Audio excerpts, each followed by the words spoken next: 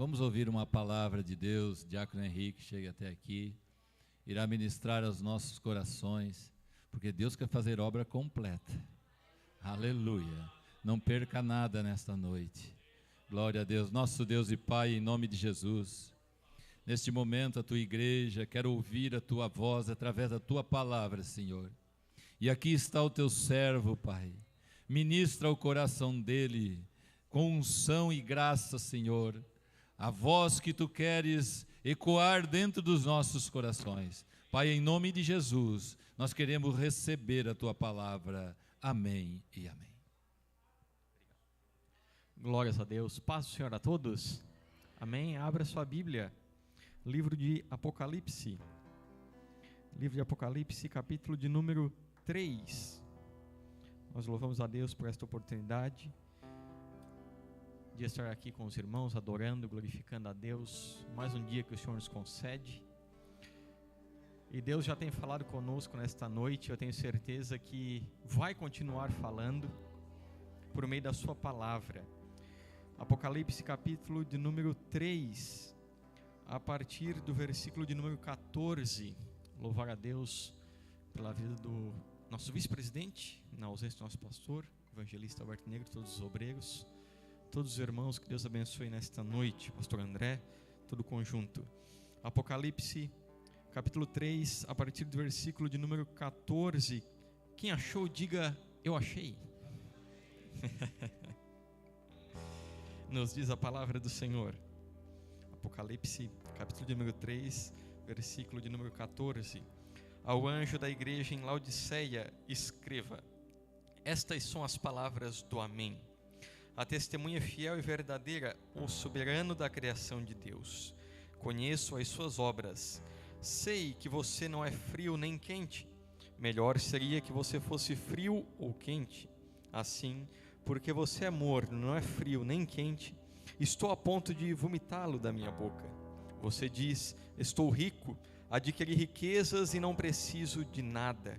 Não reconhece, porém, que é miserável, digno de compaixão, pobre, cego e que está nu.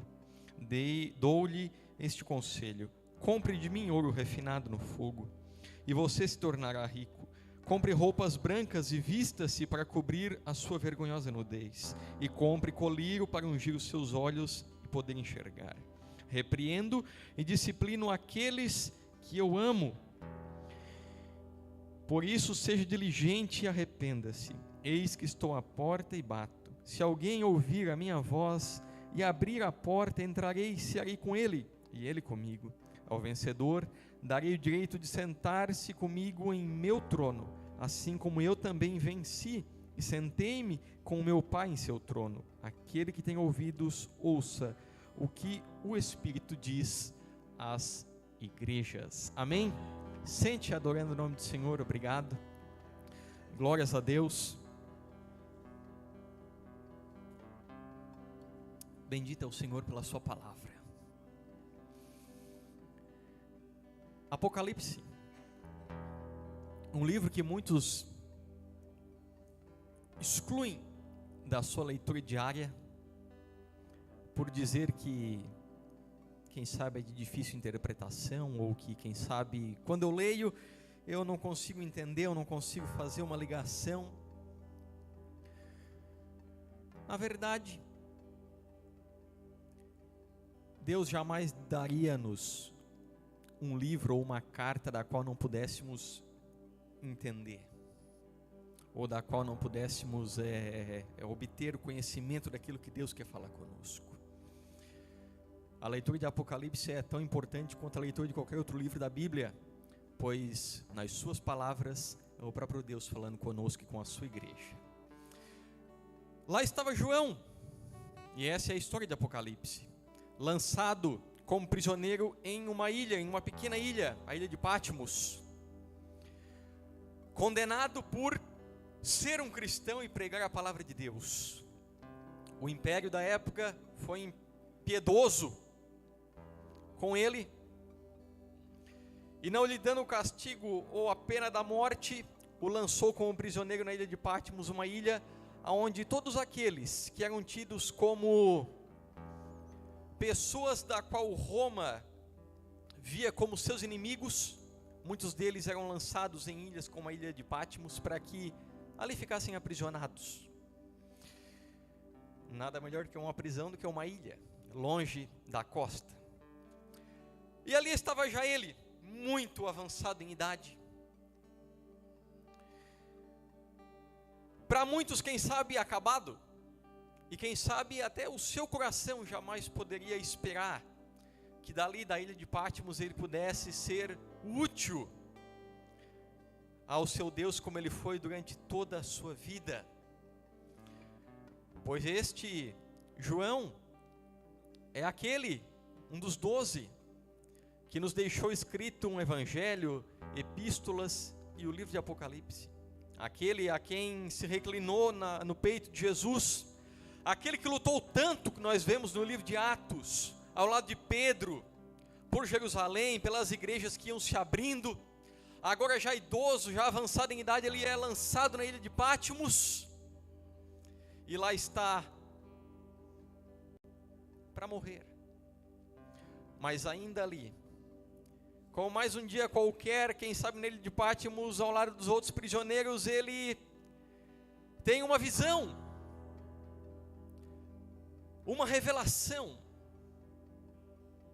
mais profundo, quem sabe, daquilo que ele já tinha feito, daquilo que ele já tinha deixado escrito. O Senhor ainda tinha uma epístola, um livro, que era da vontade de Deus que João escrevesse.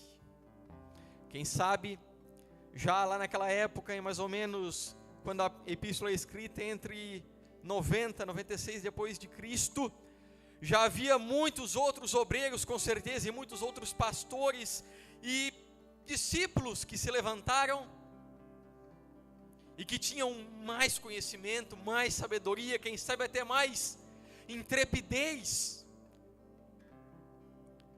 ou discernimento da palavra, daquilo que Deus estava fazendo, do modo que a igreja estava andando, ou que cuidavam de grandes campos e de grandes igrejas, mas aprouve a Deus a vontade de que João, aquele que estava lá lançado na ilha de Patmos, fosse a pessoa que mesmo já nos últimos anos da sua vida, tivesse o privilégio de abrir os seus olhos e ter a visão do Apocalipse e daquilo que aconteceria nos anos vindouros, nos mostrando que a vontade de Deus, o plano de Deus, não se acaba ou não se encerra enquanto eu ainda respirar, enquanto eu ainda viver, enquanto eu ainda tiver, quem sabe, pouca força.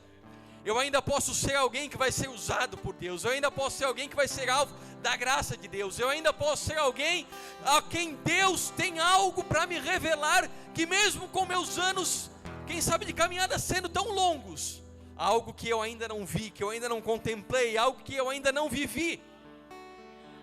Ele dá este privilégio para João, e ali ele vai ter aquela visão na ilha de Patmos. Quem sabe ele poderia pensar: Senhor, por que me dar esta visão? Estou aqui aprisionado, eu estou aqui num cárcere, eu estou aqui lançado para morrer. Quem sabe se essa visão, estas palavras que o Senhor vai me dar, jamais, quem sabe, nunca vão sair desta ilha, ou daquilo que eu posso dizer que eu vi, que eu ouvi, ou quem sabe até se eu tiver a oportunidade de escrever, mas aonde chegaria? Mas a palavra de Deus é eterna, a graça de Deus é eterna, o poder de Deus é imensurável. Quem sabe aquilo que ele pensou, que quem sabe nunca chegaria a lugar nenhum, chega hoje na sua vida, através da Bíblia Sagrada, que percorre os anos e jamais vai passar, porque aquilo que fizemos em Deus fica registrado, Por mais que não seja conhecido de todo mundo aquilo que você fez, mas está registrado eternamente diante de Deus, aquilo que você enfrentou, aquilo que você passou, as orações que você fez, estão diante de Deus, e no momento certo elas vão surtir efeito. Aquilo que você fez, Deus não se esqueceu, e vai contribuir para algo que aconteceu, ou que vai acontecer lá na frente. Tudo está registrado diante de Deus. Nada se perde, nada passa desapercebido, nada é por acaso. As nossas aflições, as nossas dificuldades, aquilo que passamos, debaixo da orientação e direção de Deus, tudo serve para um propósito. E ali ele vai começar a ter aquela visão, vai começar a escrever, o próprio Jesus vai se revelar a ele. E a forma com que Jesus se revela em Apocalipse é extraordinária. Porque quem está acostumado a ver a revelação de Jesus, ou os próprios profetas do Antigo Testamento falando sobre Jesus, ou o próprio Jesus nos evangelhos enquanto esteve aqui na terra, ou aquilo que se pregava de Jesus em Atos dos Apóstolos, nós vamos ver muitas vezes um Cristo que é sofrido, um Cristo que passa dificuldades, um Cristo que o profeta vai dizer, olha, ele não tinha aparência, ele não tinha formosura, foi abandonado, foi injuriado, cuspiram nele, foi martirizado, foi colocado numa cruz, sofreu açoites, mas agora em Apocalipse ele se levanta, naquela visão que João tem, e ele diz, João, eu sou aquele que estava morto, mas que agora vivo para sempre. Já não é mais aquele Cristo da cruz, da qual as pessoas passam e zombam, mas é um Cristo que está no seu lugar de honra, é um Cristo que está sentado no seu trono ao lado de Deus, com toda a sua glória e todo o seu poder. Ele diz, eu tenho nas minhas mãos a chave da morte, eu vivo para sempre, e é este Deus, é este Cristo que nós servimos. Não é um Cristo que foi simplesmente massacrado, que foi crucificado e que repousou em uma tumba fria durante alguns dias, não. Tudo isso foi necessário para que ele se levantasse como o Senhor dos senhores, como o Rei dos reis, como aquele que tem poder de todas as coisas e reina sobre tudo. O nosso Deus não é um Deus morto, mas um Deus que venceu a morte e vive para sempre. Vivo está no seu trono, onde dirige todas as coisas e comanda todas as coisas, e dentre todas essas coisas, a minha vida, a tua vida, cuidando de nós, zelando por nós, como já foi o hino que o pastor André cantou aqui por último. É este o Deus que você serve, é este o Cristo que morreu no teu lugar. E dentre a revelação, uma das primeiras coisas que ele pede, ele diz, olha, escreva, João, algumas cartas que eu vou dizer aí para te escrever, para algumas igrejas, as 7 igrejas que estão na Ásia, eu quero que você escreva uma carta para cada uma delas. E você conhece as famosas 7 igrejas do Apocalipse, da qual o João vai escrever uma carta para cada uma delas. E é interessante denotar aquilo que eu já pincelei aqui, João escrevendo e guardando, sendo que estava aprisionado, e pensando, quando essas cartas chegarão? Será que será possível que alguém entregue?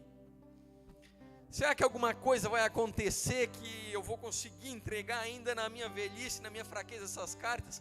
Quem sabe alguém vai chegar aqui num bar que eu vou ter que dar essas cartas e dizer, olha, entregue essas cartas lá nas 7 igrejas da Ásia, está endereçada cada uma delas, e ele poderia pensar, será que elas vão chegar? Mas ele escreve, e quem vive por fé, faz aquilo que Deus manda, ou faz coisas que quem sabe a gente pensa, quem sabe isso será inútil, quem sabe isso não vai dar certo, mas há algo que toca o nosso coração e que nos move a fazer muitas vezes loucuras. E ele escreve cada uma daquelas cartas. Você conhece cartas conhecidas, cartas que a gente poderia citar as igrejas aqui, cartas que a gente não se lembra muito, mas outras que a gente, não, aquela igreja, onde Jesus vai falar bem de algumas igrejas, falar mal de outras, dar pontos positivos, dar pontos negativos para todas elas, dizer, olha, você precisa melhorar nisso, você precisa melhorar naquilo. Mas a verdade é que o livro de Apocalipse era uma revelação que se manteria até o final dos tempos, e como palavra de Deus jamais passaria. Jamais as palavras ficaram registradas na Bíblia Sagrada, para que se chegassem em nós, no nosso século, na nossa era, no nosso período, como igreja, porque para nós também são úteis, como palavra de Deus que molda o nosso coração e muda a nossa vida, quando lemos, entendemos, escutamos e praticamos aquilo que está escrito. Então não é apenas as 7 igrejas da Ásia que são beneficiadas, muito pelo contrário, como uma carta quase que universal, ela vai servir para todos, e nós vamos nos encontrar quando nós lermos e melhorar em algum ponto, pois a palavra de Deus é eterna. E o que acontece? Nós achamos demais quando nós lemos as cartas e vemos como Deus, ou como Cristo conhece cada igreja, cada característica, cada cristão individual que é alcançado pela sua palavra. E em todas elas, e em todo o livro do Apocalipse, mais do que tentar impor medo a alguém, a vontade de Deus é manifestar o seu amor e a sua misericórdia, para que quando chega lá no fim de Apocalipse, fala dos novos céus, da nova terra, a vontade de Cristo é de que eu, de que você, de que todos que são alcançados por esta palavra, estejamos lá com Ele. Então não é por meio do medo, ou por meio daquilo que está escrito que vai acontecer, que eu vou me agarrar em Cristo e dizer, eu não quero viver isso, eu não posso viver aquilo, ou eu não quero estar aqui quando isso acontecer. Negativo. Mas o nosso sentimento tem que ser de que tudo isso vai passar, como o Valmir já disse, e o meu coração tem que estar naquilo que é eterno, naquilo que é bom. A vontade de Deus é de que, pelo livro de Apocalipse, a gente entenda a sua misericórdia, a sua graça, que é estendida no tempo que Ele nos dá, antes que tudo isso aconteça e não tenha mais volta. É como se Ele dissesse, olha, eu não vou mentir para vocês, tudo isso vai acontecer, é ruim, é catastrófico, mas ainda há tempo, ainda há oportunidade, ou ainda há uma porta aberta, para aqueles que estão, quem sabe, fora da direção ou do caminho correto, possam se sincronizar com a minha vontade, com o meu caminho. Então Deus, Ele é infinito em amor, em misericórdia, em graça para as nossas vidas. A palavra de Deus é a palavra de Deus que fala conosco, porque quer que o homem esteja firmado na sua presença, para que um dia possa estar com Ele nos céus. Não é uma utopia, assim como também não é novidade, como se diz, para ninguém que Cristo vem. Às vezes nós estamos desapercebidos no meio da nossa caminhada, no meio do nosso dia a dia, e nem nos passa pela mente isso, pastor André. Mas a verdade é que enquanto alguns dizem que Cristo tarda, quanto mais alguns acham que Ele demora, mais preocupante é, porque mais perto está. E se Ele nos tem dado tempo, e se Ele, quem sabe, tem tardado, como alguns dizem, que Deus seja louvado por isso. porque Ele tem dado oportunidade para que mais pessoas sejam alcançadas, porque Ele tem dado oportunidade para mim refletir sobre isso e dizer: eu preciso melhorar, porque seja hoje, ou seja amanhã, ou seja daqui a alguns anos, eu quero subir, eu não quero ficar, eu quero estar com Ele. Aleluia. E dentro das 7 igrejas da Ásia nós vamos ver problemas que precisam ser resolvidos. Nós vamos ver igrejas deficientes, que são, muitas vezes, exemplos de uma vida cristã que muitos têm levado nos últimos dias, e que precisa ser consertada, melhorada, enquanto ainda há tempo. Pois, ele diz: fiquem atentos, escutem o que o Espírito diz às igrejas. E dentre todas essas 7, nós lemos a igreja de Laodiceia. A igreja de Laodiceia é uma igreja interessante, muito interessante.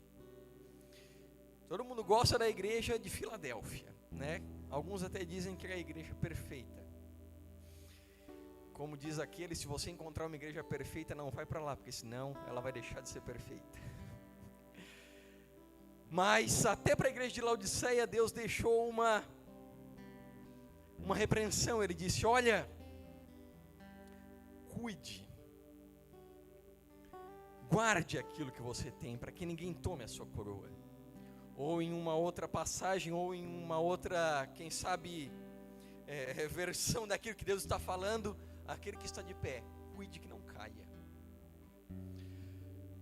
E Laodiceia é uma igreja interessante, pois cada carta leva o nome da cidade onde está situada a igreja. E Laodiceia é uma cidade muito importante, uma cidade muito rica. Deus, ou Cristo, é até um tanto quanto cômico, para ser sincero, nas suas citações, naquilo que ele manda João escrever, porque o problema que ele cita da cidade era aquilo que a cidade tinha de melhor, aquilo que ela oferecia de melhor para toda a população da cidade e para todo mundo da época. Uma cidade muito conhecida e muito rica. Ele vai dizer, veja só: você diz, estou rico, adquiri riquezas e não preciso de nada. Realmente, só para nós contextualizar com a época, Laodiceia é uma cidade muito rica por causa das indústrias e daquilo que se fabricava em Laodiceia. A história vai nos dizer que no ano 60 depois de Cristo, um pouco ainda antes de João escrever esta carta, houve um terremoto muito grande e devastou grande parte da cidade de Laodiceia. E o império da época, como é de costume até hoje quando acontece um desastre assim natural, enviou uma oferta muito generosa para que a cidade fosse reconstruída. Mas quando a oferta chegou em Laodiceia, os habitantes disseram: não, nós não queremos essa oferta, pode deixar que do nosso próprio bolso nós vamos reconstruir a cidade. E rapidamente eles reconstruíram a cidade sem precisar da ajuda de ninguém, porque havia muita abastança e riqueza. E faz jus àquilo que João está escrevendo: não temos falta de nada, como quem não aceita ajuda de ninguém. Mais do que isso, ele diz: olha, comprem vestes brancas. Laodiceia, conhecido pelas maiores, não maiores, mas melhores indústrias têxteis da época. Se fabricava em Laodiceia uma lã que se chamava de lã negra, que era uma lã muito fina, e que povos de todos os lugares do mundo da época queriam comprar aquela lã como algo para fazer tecidos assim de muita qualidade. Mas Jesus vai dizer: vocês precisam comprar de mim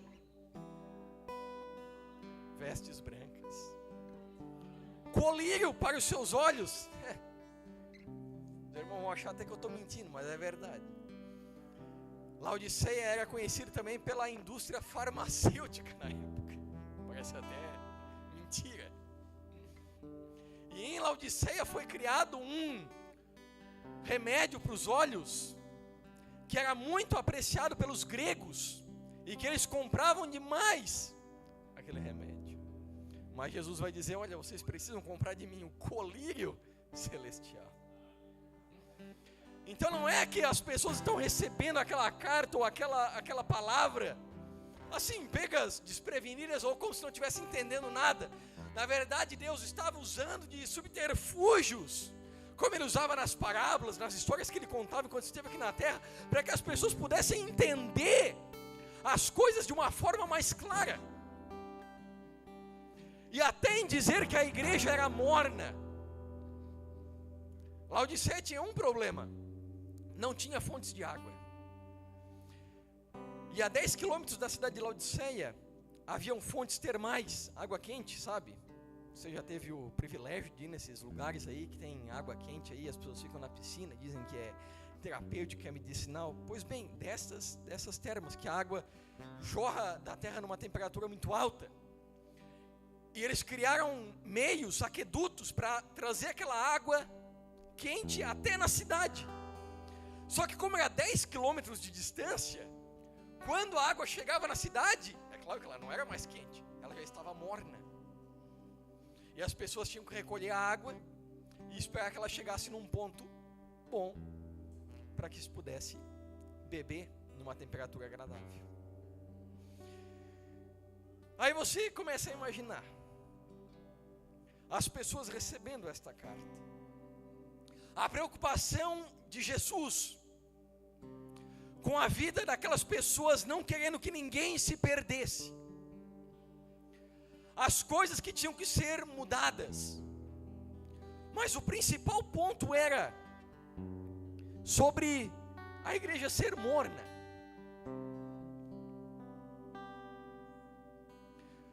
Parece, assim a princípio, quando nós lemos, ou quando alguém lê numa ministração como eu li há poucos instantes, a primeira coisa que nos vem à mente: vai ser uma palavra dura, ou vai ser uma palavra de repreensão. Nada disso. Jamais, pelo menos eu me colocaria neste papel, até porque tão dependente eu sou desta palavra quanto qualquer um dos irmãos. E aquilo que é o nosso sentimento, aquilo que a gente espera, é que nós possamos ser moldados, transformados, possamos, através da palavra de Deus, alcançar o nível que Deus quer que a gente alcance, em melhorança, em tudo que temos vivido. Eu sou o primeiro alvo dessa mensagem. Aleluia.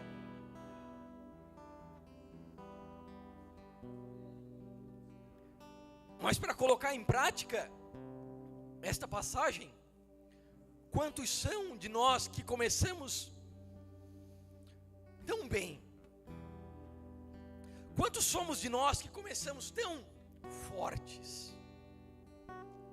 Quantos são de nós que começamos tão firmes?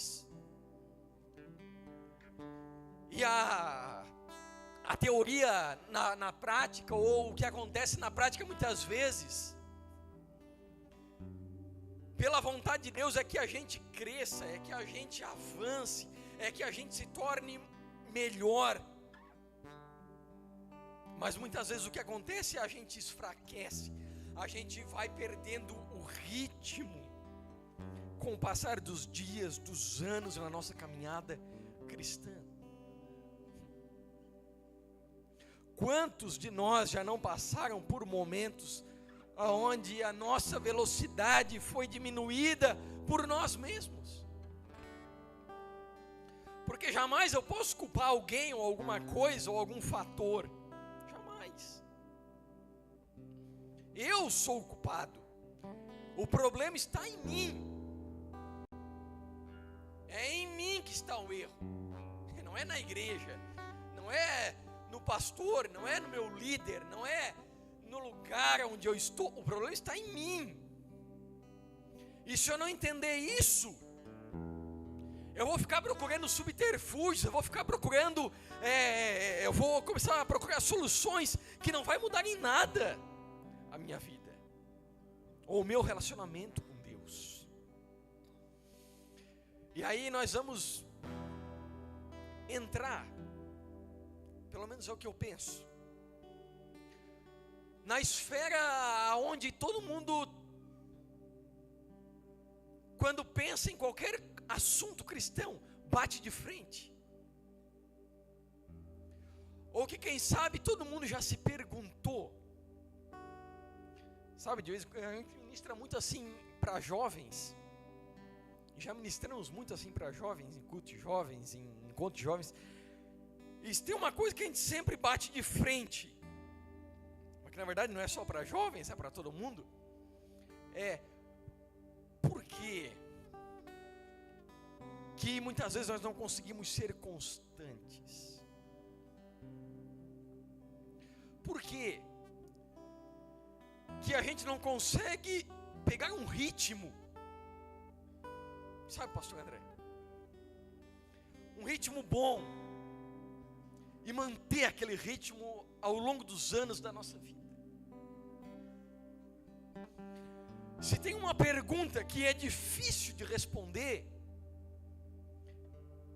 é dizer assim: o que eu tenho que fazer? Essa pergunta é difícil de responder. Nós poderíamos dizer, alguns já iam levantar do banco e dizer na hora: tem que orar mais.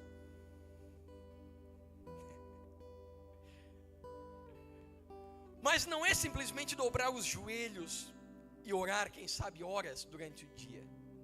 É dobrar os joelhos e ter prazer em orar. Não é simplesmente ler a Bíblia todos os dias, mas é ter prazer em meditar. Aqui há um problema muito grande. Bozelo, tu vai responder essa pergunta nessa noite, seria demais se eu tivesse essa resposta. Seria demais se eu passasse uma receita aqui, todo mundo a partir de hoje tivesse a sua fé avivada de um modo que até a vinda de Jesus você continuasse igual. Seria extraordinário, não seria? Seria extraordinário fazer como Elias fez quando ele disse assim: ó, chega de viver nesta mornidão aqui em Israel. Uns dizendo que Baal é Deus, outros dizendo que Deus é o verdadeiro Deus. Hoje eu vou tirar essa história limpa. Ele disse naquele dia, ele era esse cara que tinha essa resposta. Nós vamos fazer 2 altares aqui, e o altar que pegar fogo sozinho, esse é o Deus de verdade. Isso aí é convicção, isso aí é ter uma resposta, isso aí é jogar na cara do povo e dizer: é isso aqui, a verdade não é o que tu diz que é verdade. Seria extraordinário. Até eu queria que Elias, se ele chegasse, ele não pode pregar, que eu não vou pregar. Mas a verdade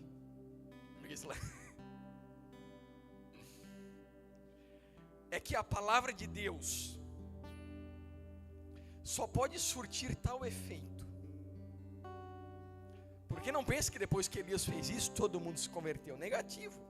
Até ele tendo a resposta exata, o momento exato, escancarado na frente do povo, a verdade, muitos continuaram mornos no sincretismo religioso.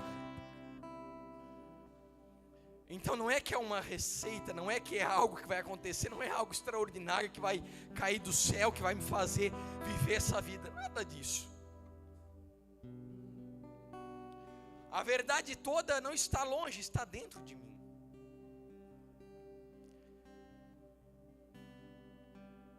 É o meu coração diante de Deus. É a minha entrega de corpo, de alma, de coração, a minha mente, os meus membros, a minha perna, tudo diante dele. É a compreensão que vem com o passar dos anos de fé, que eu tento me manter avivado mesmo em momentos de alto e baixo, que vão me fazer entender e viver aquilo que Deus tem para a minha vida, e de que mesmo no momento ruim, não vai significar que eu estou frio ou que eu estou morno, mas de que a minha fé permanece viva. Não é eu sair correndo daqui afora, ou correndo ao redor destes bancos, falando em línguas estranhas, que vai convencer Deus de que eu estou quente na sua presença. Nada disso. Mas é o meu coração entregue diante de Deus, a minha confiança diante dele, é eu caminhar pelas ruas sabendo que Ele está comigo, é eu no meu dia a dia colocar a minha confiança nele, é eu, quando estou nos meus momentos com Deus, reconhecer quem eu sou, e até nas minhas falhas, nos meus pecados, como Davi, ter coragem de pedir perdão, de reconhecer quem eu sou, e de que eu dependo dele, de que eu não sou nada dele.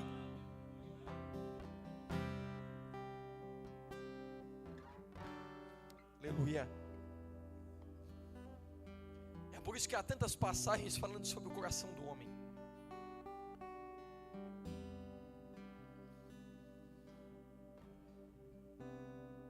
Nosso irmão leu em Jeremias aqui. Jeremias diz uma palavra muito interessante. Quando o povo vivia desta mesma forma, amor de Deus espiritual, Deus usou o profeta para dizer: tirarei o vosso coração de pedra e vos darei um coração de carne. Aqui está, irmão, irmão, irmã, jovem, moço, moça, aqui está toda a síntese de como viver uma vida queimando diante de Deus. Aqui está toda a síntese, Rick, de viver uma vida perto de Deus, debaixo da vontade de Deus. Se o meu coração não estiver totalmente entregue para Deus, se eu não reconhecer que o problema está em mim, se eu não reconhecer que muitas vezes eu preciso de uma mudança extraordinária na minha vida, de que, quem sabe, o meu coração seja trocado por um coração que é segundo a vontade de Deus, eu jamais vou conseguir vencer, eu jamais vou conseguir caminhar, eu jamais vou conseguir viver aquilo que Deus tem para a minha vida. Eu tenho que entender que o problema está em mim. Eu tenho que estar disposto a dizer para Deus: Senhor, muda. E quando a mudança vir, eu dizer: eis-me aqui, Senhor. Aleluia. E aí Ele vai começar a trabalhar na vida daquela igreja, que vivia uma vida de mornidão espiritual. E como é triste uma vida de mornidão espiritual. A mornidão, ela... Sabe, um morno, ele engana. Ou aquilo que está morno engana.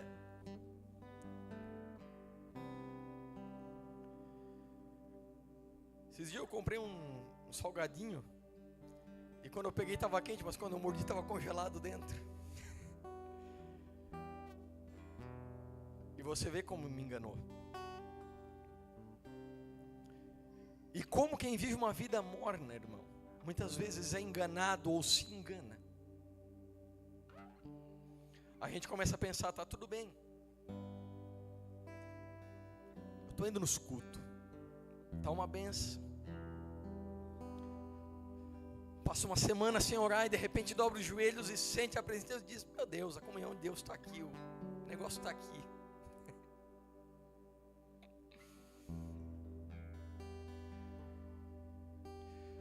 Se tem uma coisa que o nosso inimigo investe, é nisso. Não pense que ele é tolo e que está maquinando coisas grandiosas para de repente você estar lá andando e ele vai te dar uma rasteira e você vai cair do nada, nada disso. Se tem uma coisa que ele investe é em nos fazer acreditar que nós estamos bem quando não estamos. Se tem uma coisa que ele conseguiu fazer com proeza, foi enganar pessoas de que está tudo bem, está tudo certo, mas que diante de Deus não está nada.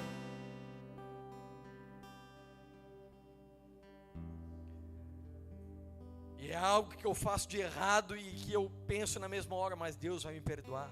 Ou é um momento em que eu deveria estar em comunhão com Deus, mas não estou, mas digo para mim mesmo, mas Deus sabe de todas as coisas, sabe desse meu compromisso, sabe que eu tinha que fazer isso, sabe que eu estou atarefado com aquilo. E Ele usa todos os subterfúgios que Ele tem, o mundo, as coisas deste mundo, aquilo que atrai a nossa atenção, o nosso trabalho, até quem sabe a nossa própria família, para colocar uma imposição entre nós e o nosso relacionamento com Deus, ou algo que parece ser tão inofensivo ou tão normal, que nós jamais julgaríamos como algo que está nos tirando da presença de Deus. E muitos são os que têm sucumbido, perdido a sua fé aos poucos. E algo interessante nisso tudo, o próprio Deus vai dizer: olha, naquele dia muitos dirão: Senhor, veja o engano, Senhor, em teu nome eu ministrava, Senhor, eu colocava a mão sobre os enfermos, eles eram curados, Senhor, se é que estamos falando de Apocalipse, e se é que a volta de Jesus não tarda, Senhor, eu preguei em teu nome, eu expulsei demônios no teu nome, apartai-vos de mim, não vos conheço. E será que eu não estou incluído nisso? Me enganando a mim mesmo, achando que porque eu faço alguma coisa, eu apoiado nos meus anos de igreja, como Israel apoiado no Egito, dizendo: olha, se o inimigo nos atacar, nós vamos correr para o Egito, nós vamos pedir ajuda para o Egito, e o profeta vai dizer: aquele caniço que se quebrar ainda vai te perfurar. E que muitas vezes é aquilo que nós nos apoiamos, que não nos traz segurança nenhuma na nossa vida espiritual, mas pelo contrário, é o que vai nos levar à fatalidade.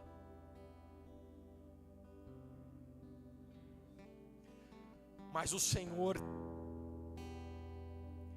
é aquele que tem fogo nessa noite, para aquecer aquele que está frio, aquele que está morno, aquele que está, quem sabe, pensando em dois pensamentos. O Senhor é aquele que tem o combustível certo, que é a palavra de Deus, para nos fazermos nos levantar e dizer: eu não quero, eu não posso, não foi isso que eu planejei, o que eu quero é estar vivo, é estar incendiado na presença de Deus, vivendo a vontade de Deus, para que quando Ele venha eu esteja com a minha lamparina acesa e suba com Ele. Aleluia. Araia sonda, arabacai, arabagai. O Senhor é aquele que tem, nesta noite, por meio da sua palavra, lenha para você colocar sobre o teu altar, que quem sabe não queima há muito tempo, porque quando o altar está aceso, há sacrifícios, e quando eu não estou sacrificando, quando eu não estou sentindo peso algum, é porque não há mais fogo, é porque não há mais necessidade. Mas quando o altar está aceso, eu sinto o peso da presença de Deus na minha vida, as coisas que eu tenho todos os dias que deixar de lado, para fazer a sua vontade, as coisas que eu tenho que abdicar, que abrir mão. Aleluia. Quando nós falamos em quente, nós falamos em fogo. Quando nós falamos em fogo, nós falamos de tantas coisas dentro da Bíblia Sagrada, inclusive do Espírito Santo. Nós nos lembramos do altar que queimava os sacrifícios. E já que eu toquei nesse assunto, se nós não sacrificamos, irmão, alguma coisa durante a nossa vida, a verdade é que uma vida centrada na vontade de Deus, a pessoa que está no centro da vontade de Deus, ela, não vou dizer todo dia, mas ela sempre está sacrificando alguma coisa. Seja o seu tempo, seja, quem sabe, algo que ela planejou, tanto pelo seu compromisso com Deus, quanto por aquilo que nós entendemos que não é a vontade de Deus. E eu tenho que dizer durante a minha caminhada, não, eu planejei isso, mas não é isso que Deus quer. Nós nos lembramos da lamparina acesa, do candelabro, que de tempo em tempo o sacerdote tinha que entrar lá e dar uma conferida se todas estavam acesas, porque às vezes com o vento, ou o óleo acabava de uma e apagava uma e ficava só 6, ele tinha que ir lá acender para as 7 e ficar acesa sempre. E que muitas vezes nós mantemos acesa tantas chamas, mas algumas estão apagadas. E que todas têm que estar acesas diante de Deus. Nós nos lembramos de que se nós temos esta chama acesa em nós, ela não é para ser colocada debaixo da cama, mas em cima do velador ou em cima de um móvel, para que, como nos tempos de Israel e nos tempos de Jesus, quando ainda não havia essa eletricidade, a vela ou a lamparina era colocada no melhor lugar para que pudesse iluminar o máximo possível do ambiente onde ela estava. E que quando eu não estou com a minha vida em chamas, eu não consigo raiar a luz de Deus aonde eu estou da forma que Ele quer. Nós nos lembramos do fogo do Espírito Santo descendo sobre a vida das pessoas que estavam lá presentes no Pentecostes, queimando todas as impurezas de cada um, e incendiando os corações em uma chama que tem que ser mantida todos os dias. Todos os dias. É interessante quando a palavra de Deus, ela usa muito a simbologia do fogo. E você sabe melhor do que eu, quem sabe, que se você não alimentar, o fogo vai se apagar. Que se você não usar combustível, lenha, gás, seja o que for, ele vai acabar. Carvão. A nossa vida é assim. A nossa vida diante de Deus não pode esfriar ou ficar morna. A vontade de Deus é de que todos os dias a gente esteja aquecido, lançando combustível para que aqueça ainda mais. E nesta noite eu tenho certeza que a vontade de Deus para a sua vida é que você saia daqui pegando fogo, é que você saia daqui incendiado, é que você saia daqui queimando, é que você saia daqui dizendo: eu vivi até aqui uma vida morna, mas a partir de hoje eu não vou deixar esta chama que se acende pela sua palavra se apagar. E você vai fazer aquilo que é possível, como Cristo estava dizendo para a igreja: olhe, se for preciso, compre colírio, compre vestes novas, compre ouro de mim, faça o que é necessário, mas não continue desta maneira. Aleluia. Fique de pé comigo nessa noite, vamos orar.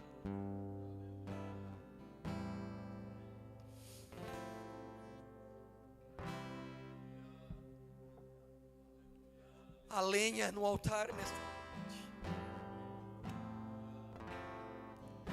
ainda que seja um pavio que fumega, o Senhor não desprezará, diz a sua palavra. mas Ele vai soprar até que surja uma chama, para que possa reacender, reavivar. Quem sabe é a minha vida, é a tua vida nesta noite que o Senhor quer fazer isso. Quem sabe sou eu que preciso, ou quem sabe é você que está necessitado nesta noite de dizer para Deus: Senhor, é verdade, esta palavra não é para nenhum outro, é para mim. Sou eu que estou assim e eu quero me arrepender, quero me humilhar nesta noite e pedir que o Senhor venha tocar na minha vida e me fazer melhor. Aleluia. Se você quer uma oração, sai do seu lugar, vem aqui na frente enquanto o conjunto adora o nome do Senhor. É noite de renovação, é noite do poder de Deus, da graça de Deus. É noite de você voltar para casa aquecido pela presença do Espírito Santo na tua vida, para começar um novo direcionamento na tua vida. Aleluia. Adore o nome do Senhor nesta noite. Comece a lançar brasas sobre o altar que é a tua vida nesta noite. Reconheça, quem sabe, as fraquezas, as misérias ou o modo de vida que você tem levado, e a partir de hoje diga para Ele: eu quero mudar, Senhor, eu quero mais de Ti, eu quero estar aquecido, eu não quero esta vida de mornidão, mas eu quero uma vida aquecida na Tua presença. Adore o nome do Senhor. Aleluia. Eu quero viver algo novo. Faz meu coração arder de novo, fazendo todo medo desaparecer, trazendo sobre mim um novo amanhecer. Eu quero viver algo novo. Vem me visitar hoje aqui. Aleluia. Quero conhecer Aleluia. mais de Ti. Espírito vem, Espírito vem, Espírito Santo. Espírito vem, Espírito vem, Espírito Santo.